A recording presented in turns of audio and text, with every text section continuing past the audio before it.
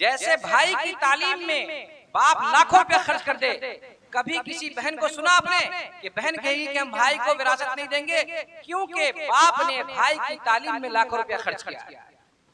बाज हमारी बहनें ऐसी होती हैं जो डरती हैं इस बात को कहने से कि हम भाई को किस मुंह से कहें कि हमको विरासत देने के लिए। अगर हम भाई को कहेंगे तो भाई हमसे रिश्ता तोड़ लेगा, नाता खत्म कर लेगा, ताल्लुकात नहीं रखेगा, हमारे घर नहीं आएगा, हमारी खबरगिरी नहीं करेगा, और हम किस मुंह से अपने मैके जाएंगे जब हम अपने भाई से विरासत दे चुके होंगे। नहमदुहु व नुसल्ली अला रसूलिहिल करीम, अम्मा बाद, क़ाल अल्लाहु तबारक व तआला फ़िल क़ुरआनिल मजीद वल फ़ुरक़ानिल हमीद, अऊज़ु बिल्लाहि मिनश शैतानिर रजीम, बिस्मिल्लाहिर रहमानिर रहीम, यूसीकुमुल्लाहु फ़ी औलादिकुम लिज़्ज़करि मिस्लु हज़्ज़िल उन्सयैन, लिर्रिजालि नसीबुम मिम्मा तरकल वालिदानि वल अक़रबून, वलिन्निसाइ नसीबुम मिम्मा तरकल वालिदानि वल अक़रबून। हज़रात सामीन किराम व नाज़रीन इज़ाम, विरासत का इल्म, फराइज़ का इल्म, बांट बखड़े का इल्म, तरकह का इल्म, हक और हिस्सा का इल्म, ये बहुत बड़ा इल्म है।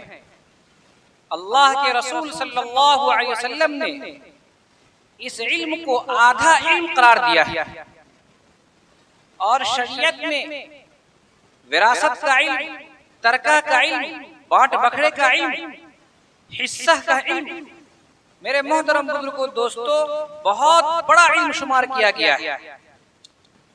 लेकिन अफसोस की बात यह है कि गैर तो गैर अपने और पढ़े लिखे मुआशरे के अंदर जिसका असर रसूख है और जिसको जानकारी हासिल है, वो भी इस इल्म से नावाकिफ है। अगर मालूम है भी तो सही तौर पर मालूम नहीं है, कसर उनको नहीं मालूम है, तस्हीह उसको नहीं मालूम है, और इसी तरह से मुनासखे का इल्म मालूम नहीं है। चूंकि आम तौर से लोग विरासत को तकसीम करते नहीं हैं, और बहन के विरासत को भाई हड़प जाता है, शौहर की विरासत बीवी को नहीं मिलती है, यतीम पोता को दादा वसीयत नहीं करता है, और जो ताकतवर है, जो कवि है, जो मजबूत है, जो लड़ सकता है, जो खतियान के वाले का जिसको इल्म है, जिसको खाता खेसरा का इल्म है, और जो जमीन अपने नाम पर कर सकता है, वो अपने वारिसीन दिगर तमाम लोगों के हुकूक को हड़प कर जाता है। मेरे मोहतरम बुजुर्गों दोस्तों, आप खूब अच्छी तरह समझिए, अल्लाह के रसूल सल्लल्लाहु अलैहि वसल्लम ने इरशाद फरमाया कि तुम अपने बच्चों को गुर्बत की हालत में, तंगदस्ती की हालत में, गरीबी की हालत में, फक्र फाका की हालत में छोड़ करके मरो। इससे बेहतर है कि तुम अपने बच्चे को मालदारी की हालत में छोड़ करके मरो, तुम अपने बच्चे को इस्तिगना की हालत में छोड़ करके मरो, तुम अपने बच्चे को इस हाल में छोड़ के जाओ कि उनके पास माल हो, वो कहीं भीख न मांगे, वो किसी का मोहताज न हो, वो किसी के सामने हाथ न फैलाए। इसलिए जिंदगी के अंदर जरूरत के बकदर माल कमाना फर्ज है, और जब तक आदमी जिंदा होता है, आदमी का माल वो खुद उसका होता है, और वो पूरे तौर पर उसका हकदार होता है। वो अपनी मर्जी से जो चाहे वो करे, वो अपने माल को अपनी जात पर खर्च करे, अपनी बीवी पर खर्च करे, अपने बेटा पर खर्च करे, अपने बेटी पर खर्च करे, मदारिस मसाजिद पर खर्च करे, किसी गरीब को दे दे, कुछ भी करे, कोई दूसरा उसको रोकने वाला नहीं, कोई टोकने वाला नहीं, कोई बोलने वाला नहीं, क्योंकि अपने माल का वो खुद मालिक है। अपने जीते जी वो किसी एक बेटा को दे दे, किसी एक बेटी को दे दे, किसी मदरसे को दे दे, कोई उसको रोक टोक नहीं सकता। अलबत्ता बेहतर यह है कि अपने बच्चों के अंदर इत्तेदाल करे और सबको बराबर दे। जब आदमी का इंतकाल हो जाता है, जब आदमी मर जाता है, तो मरने के बाद जो उसके पीछे माल बाकी रह जाता है उसका, तो वह माल अब शरई इस्तिलाह में वो तरका कहलाता है, उसी को तरका कहते हैं। और वह माल मय्यत के वारिसीन का होता है, यानी वो माल का जो मालिक होगा उसको वारिस कहते हैं। तरके का जो माल है, उस माल के अंदर अल्लाह तबारक व तआला ने ज़विल फुरूज के, ज़विल अरहाम के, असबात के लोगों के हुकूक को मुकर्रर कर दिया है कि कब किसको कितना मिलेगा। बाप का, दादा का कितना हिस्सा होगा, पोता का कितना हिस्सा होगा, पोती का कितना हिस्सा होगा, बीवी का कितना हिस्सा होगा, भाई का कितना हिस्सा होगा, बहन का कितना हिस्सा होगा, कब कब किसको किसको कितना कितना मिलेगा, ये अल्लाह तबारक तआला ने कुरान करीम के अंदर मुतय्यन कर दिया है। कब किसके हिस्से कम हो जाएंगे और कब किसके हिस्से बढ़ जाएंगे। अगर आपको कभी जरूरत हो इस मसले पूछने की तो आप कमेंट कर सकते हैं, इंशाअल्लाह मसला बताया जाएगा।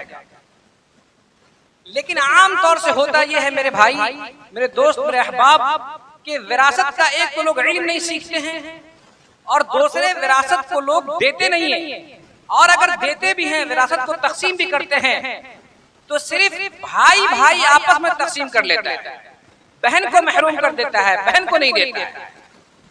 ज़माने जाहिलियत के अंदर होता यह था कि बाप का माल सिर्फ वही बेटा लेता था जो बेटा बड़ा हो, जो बेटा ताकतवर हो, जो बेटा लड़ाई और झगड़े कर सकता हो, जो बेटा मैदान जंग के अंदर जाता हो, पूरे के पूरे माल का वही हकदार होता था।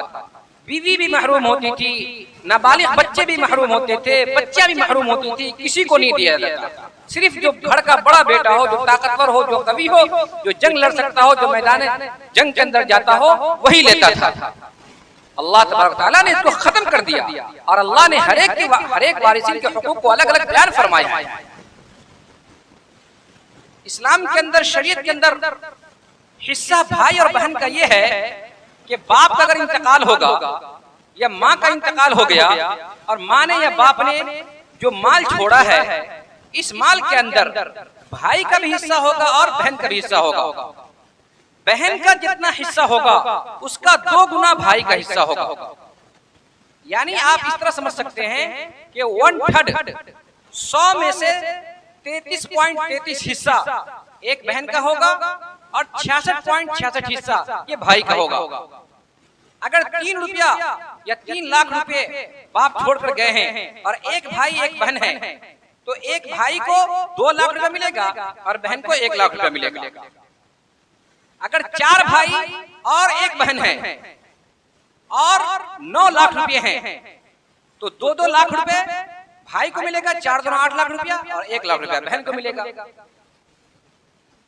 तो मेरे मोहतरम बुजुर्गों, दोस्तों, भाई को जितना मिलेगा उसका आधा बहन को, या बहन को जितना मिलेगा उसका डबल भाई को।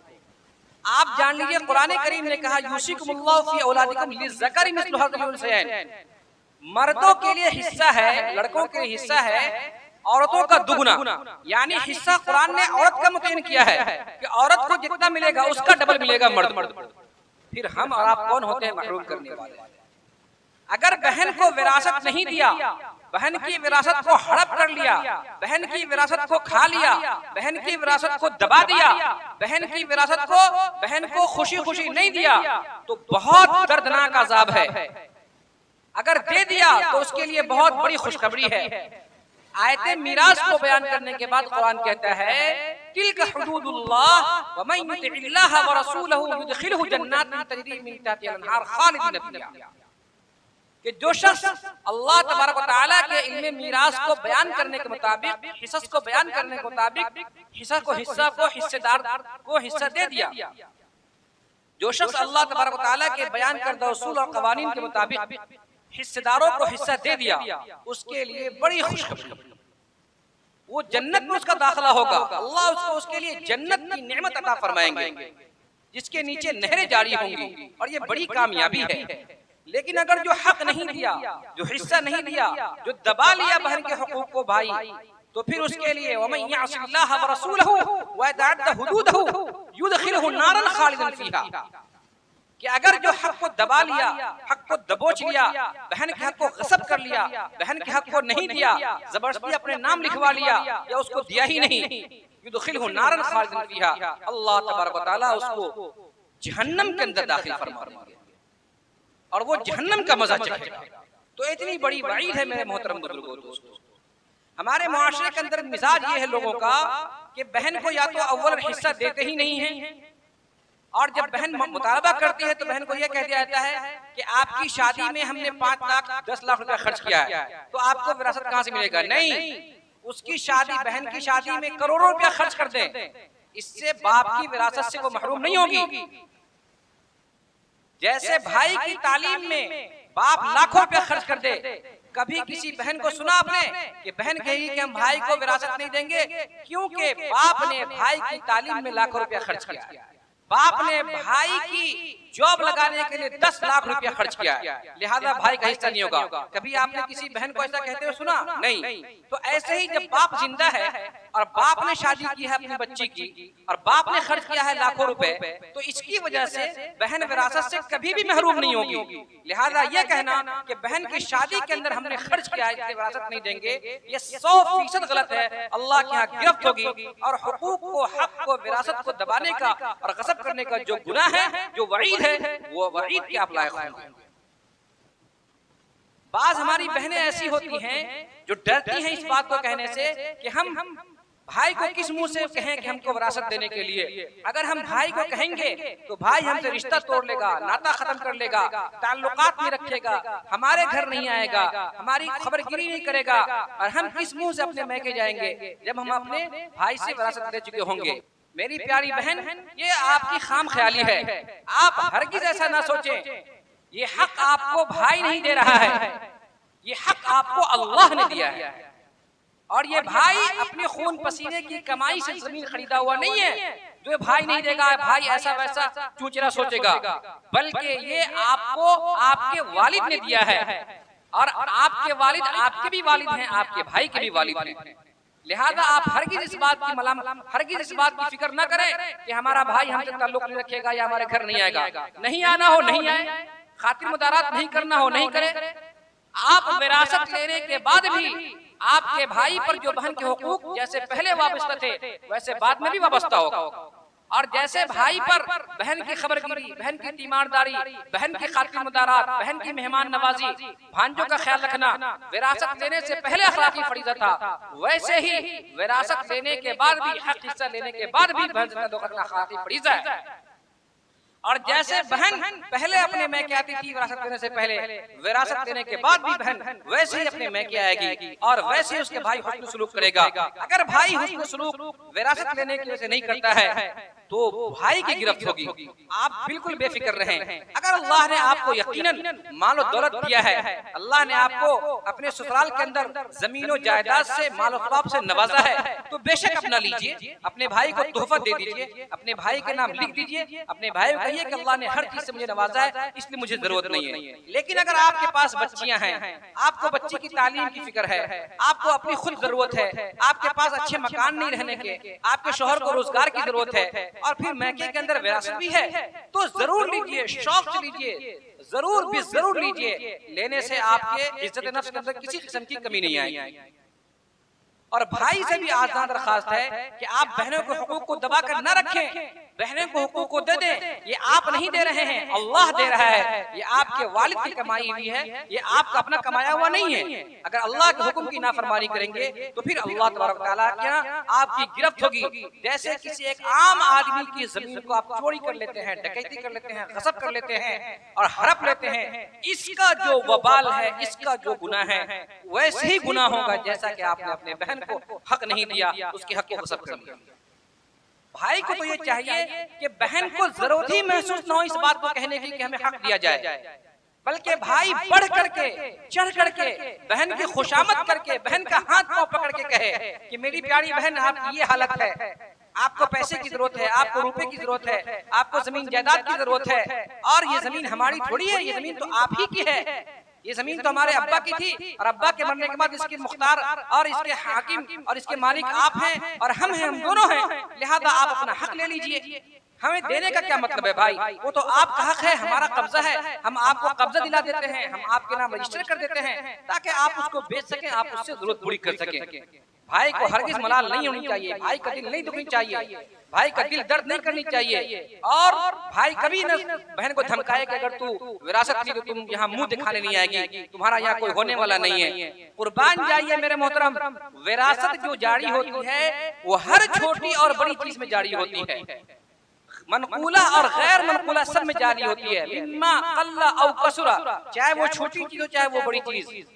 बहन का एहसान है कि बाप का जो बनाया हुआ मकान है जिसमें भाई को रहने दे रही है, ये बहन का एहसान है।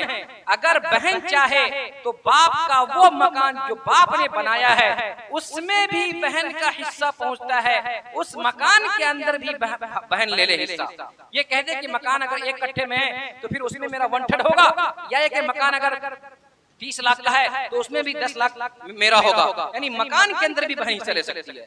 लेकिन आमतौर से बहन ऐसा करता नहीं है। बहन का एहसान होता है कि भाई को मकान देने के रहने के लिए छोड़ देती है और जो दुकान है जायदाद है उसी में हिस्सा लेती है। बाप अगर 3 रुपया छोड़ के गया और एक बेटा एक बेटी है तो भाई का 2 रुपया, बहन का 1 रुपया होगा। हर छोटी बड़ी चीज के अंदर बहन का हिस्सा होगा। तो मेरे मोहतरम बुजुर्गों, दोस्तों, विरासत से इल्म को समझे, इसकी अहमियत को समझे और विरासत को फरोग दें। अपने प्लेटफॉर्म से, मसाजिद के मिंबर से और जलसों से, खानकाहों से, लिटरेचर से, गांव गली कुचों के अंदर, मोहल्लों के अंदर, पंचायत के अंदर, समाज के अंदर इसका खूब चर्चा करें कि भाई जिसका जो हक है वो हक देना उस पर अल्लाह ने फर्ज किया है। सिर्फ जहेज की रोकथाम करने से जहेज नहीं रुकेगी। सिर्फ जहेज को मलामत करना और जहेज को बुरा भला कहना यकीनन बहुत अच्छी बात है। जहेज देना गुनाह है, जहेज देना लानत है, जहेज देने से मुआशरा तबाह हो रहा है, जहेज देने की वजह से बच्चों की शादी नहीं हो रही है, जहेज लेने की वजह से बच्चियां ज़हर हलाल पी रही है, जहेज लेने की वजह से बच्चियां कई उम्र ढल जाती है, शादी नहीं होती है। यकीनन जहेज की जितनी लानत करनी है, जितनी मलामत करनी है, जितनी बुराई बयान करनी है वो जरूर बयान करें, लेकिन वहीं पर खूब जम करके, बढ़ करके, चढ़ करके, मजबूती के साथ, कुव्वत इस्तिदलाल के साथ पूरी कौम को बाखबर करें कि बेटी को जहेज देना गुनाह है, दामाद को जहेज देना गुनाह है, लेकिन बेटी को हक देना, बहन को हक देना ये फर्ज है, ये वाजिब है, ये अल्लाह तबारक व तआला का फर्ज करता है। अगर बेटी को, बहन को विरासत दोगे तो अल्लाह तबारक व तआला की खुशखबरी जन्नत की है। बहन के हुकूक को दबाओगे, बेटी को हुकूक नहीं दोगे तो अल्लाह के जहन्नम की वईदें हैं। लिहाजा आप जहाँ जहेज को बयान करते हैं वहाँ विरासत को भी खूब फरोग करो। और जो यतीम पोता हो जाता है, बाप की मौजूदगी में बेटा का इंतकाल हुआ तो उसका बेटा यानी पोता महरूम हो जाता है। दादा के लिए कुरान में हुक्म है कि दादा पोते की हालत को देखे और पोते की हालत को देख करके दादा चाहे तो अपनी पूरी जमीन पोते के नाम लिख दे। कौन मना करने वाला? क्योंकि दिगर पोते हैं तो उनके पास बाप है कमाने के लिए, घर द्वार मकान दुकान सब है, और ये जो बेटा मर गया जिसका बच्चा यतीम हो गया उसके पास क्या है? अगर तुम जमीन नहीं लिख सकते हो तो कम से कम वसीयत तो कर दो भाई। 1/3 वसीयत ये जायज है। 1/3 का मतलब क्या होता है? 3/3 में से 1 यानी वही 33%, 33.33 में से 33। अगर किसी के पास 3 कट्ठा जमीन है तो 1 कट्ठा वसीयत कर सकता है। तो अपने यतीम पोते के लिए वसीयत कर जाए, यतीम पोते को जितनी जरूरत हो उतना जमीन लिख जाए, ये दादा को हुक्म है। ऐसा ना हो कि बेटा मर गया और उसका पोता है और पोता को जमीन लिखा नहीं और जमीन की वसीयत भी नहीं किया और फिर खुद मर गया तो बेचारा पोता महरूम हो गया, पोता ददर की ठोकर लगा रहा है। लिहाजा दादा को चाहिए यतीम पोते को अपने जीते जी जमीन लिख दे। अगर जमीन नहीं लिख सकता हो तो कम से कम 1/3 माल में, 1/3 में यानी 3 में से 1 हिस्सा इतने में वसीयत कर दे। इससे कम करे, इससे ज्यादा वसीयत नहीं कर सकता है, लेकिन इससे कम या इतना कम से कम वसीयत कर दे। लेकिन पोते को जरूर दे ताकि किसी किस्म का बाद में जाकर के कोई अपने पोते को परेशानी न हो।